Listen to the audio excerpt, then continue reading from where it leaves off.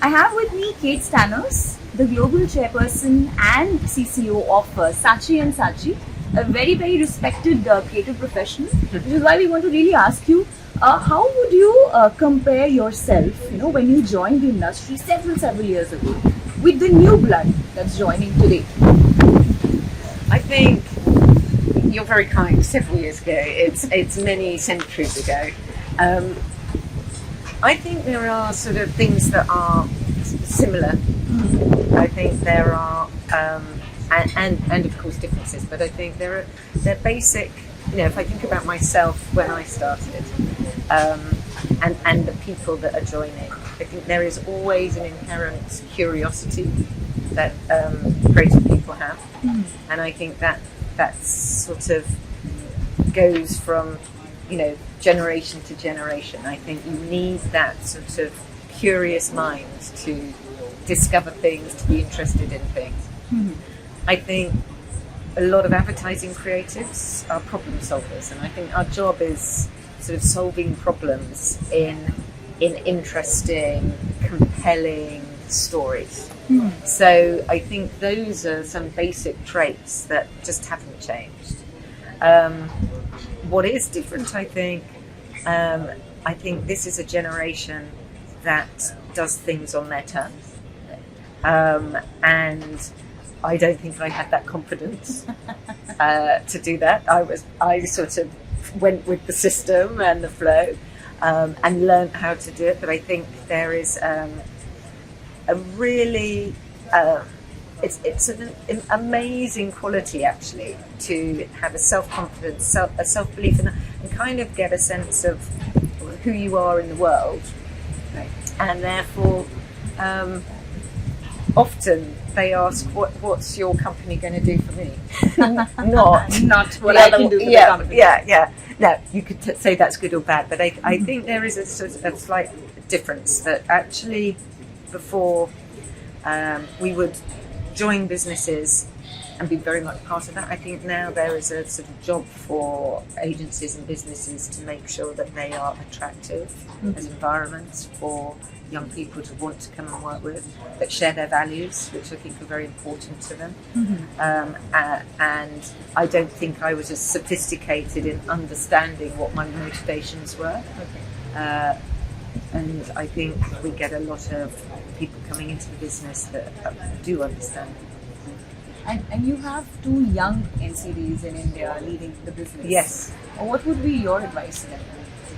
Well, I think, thinking about when you first become a CD, it is really different to being a creative. And that's something that you learn by doing. So no one can really teach you. And so I think the best advice is you have to throw yourself in. You go with your instinct. You've been given that opportunity because you're really good at what you did.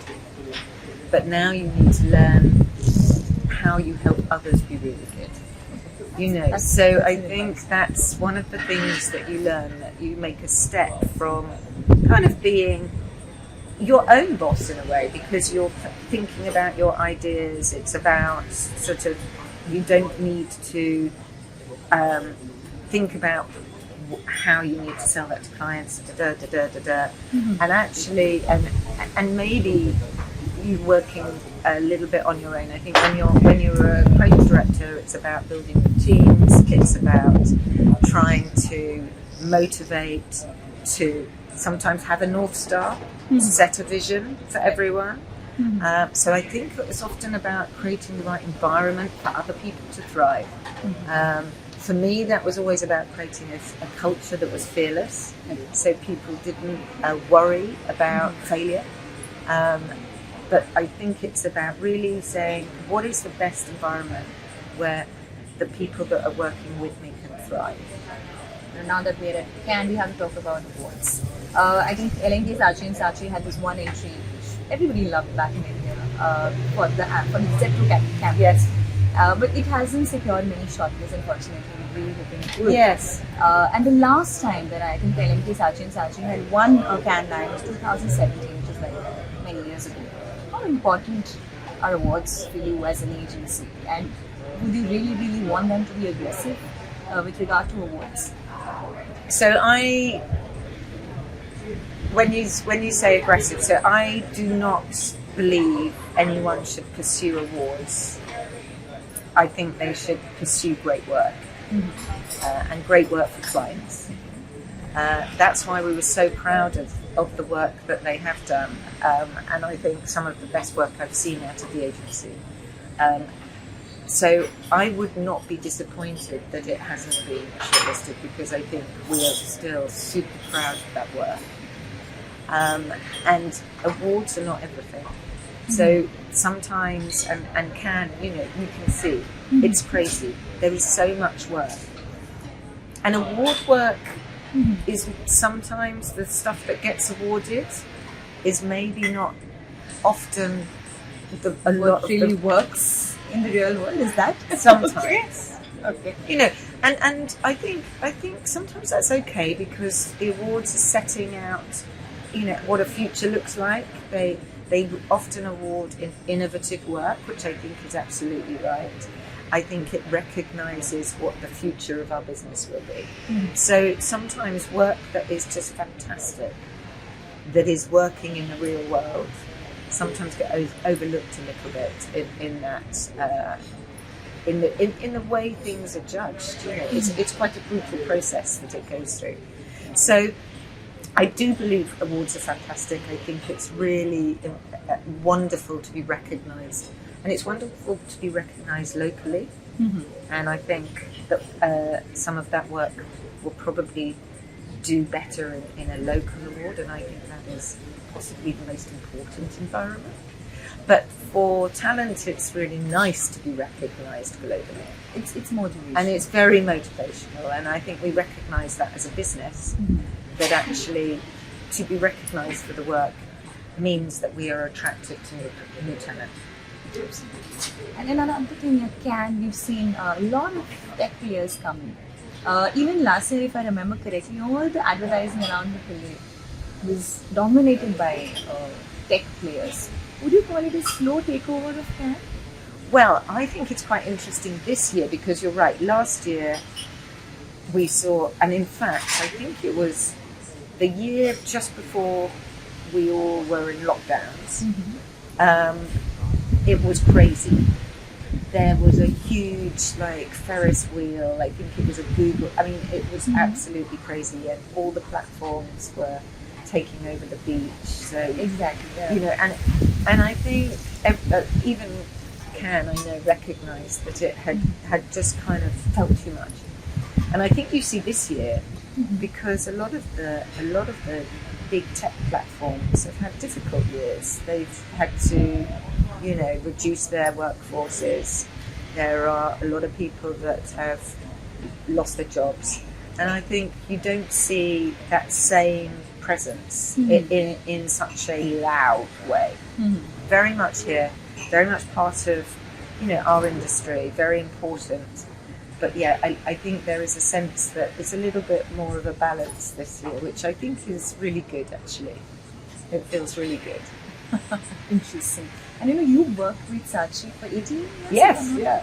And you've been in the leadership role for 8 years. Yeah. We hear so much about diversity, and I'm sure you've done a lot in your agency to bring more women into the fold. But if I had to ask you, would you identify yourself as a woman leader or just a leader? That is such a good question. So my instinct is always I've been a leader. I've always felt, and this sounds really stupid, because when I started, I was one of very few women. I was an art director, or am an art director, and there were very, very few women in creative departments. And then when I became a creative director, there were very few women. And I never thought of myself as a woman. I just thought I was a creative. I literally never thought about it. And then when I came to Saatchi's, I was 18 years ago, I was the CCO for London. And I suddenly realised that is then no woman had ever had that job. And people kept telling me, and I suddenly thought, oh, now it's kind of oh, I see. I am a female creative director. So I sort of haven't. It's not been something that I have been aware of. And I feel bad for that, because what I realise is that was almost quite selfish. And I have become much more conscious of how unusual it is. I've been much more vocal about it, because I realise that we need role models, and young women coming into the business need to see other women doing what they might like to do. And I think one of the things I regret is maybe I didn't sort of make myself more public and talk about that as much. So I recognise the value of being a little bit more, present, even though it's not in my nature to be self-promotional. She said, talking to you. Another thing is, you've had very long relationships as an agency with a couple of clients, like maybe I think Heinz Kraft Heinz and Carlsberg, and you're also on the council for these. I want to understand from you, what is the secret sauce of maintaining such long relationships at a time when clients are also seeing merit in jumping boats for newer work, novelty? I think it's really interesting, because I believe great work comes from great relationships, and I think you earn trust with that relationship. You look at, I've worked with Deutsche Telekom, for example, for probably 15 years. Saatchi has a relationship with Procter & Gamble for Tide, for example, which goes back 40 years. Wow. And I think you see these sort of long relationships that build momentum, because I think you're right. We're fascinated by new as a business, and that can be from clients wanting the new shiny, creative agency, but it can also be from creatives kind of wanting the next thing, and so you quite easily see people leaving behind great campaigns and finding something new, partly because what we've said is sort of that gets more awarded as well. So there is a danger that we don't build on what we did last year. And that's one of the things I think is a shame about awards. They don't recognise often, because you might hear in a jury room, they might say, oh, well, it's not as good as they did that, 3 years ago or last year. And I think you should be recognised and awarded for longevity of campaigns. And when you see great work that keeps coming back with just better better executions of it. So I'm a firm believer that actually it is. I really don't understand how people can produce strong work unless they have an incredible relationship with their clients, and because great clients make great work. Great agencies make a lot of bad work. Because they don't have great clients.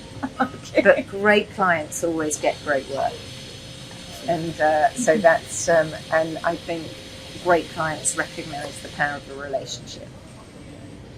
So tell me just one last question. What is the biggest threat to creative agencies at this point? So probably the first answer everyone will say is AI.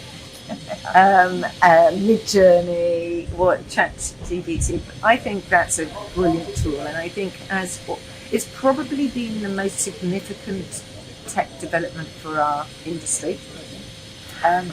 When you think about, probably since the beginning of the internet, is probably the most significant. But it's also the one that is such an incredible creative tool, as well as a logistics tool and a business tool. So I think every aspect of our business, I don't think it's a threat. I think someone said to me the other day, it's only a threat if you ignore it.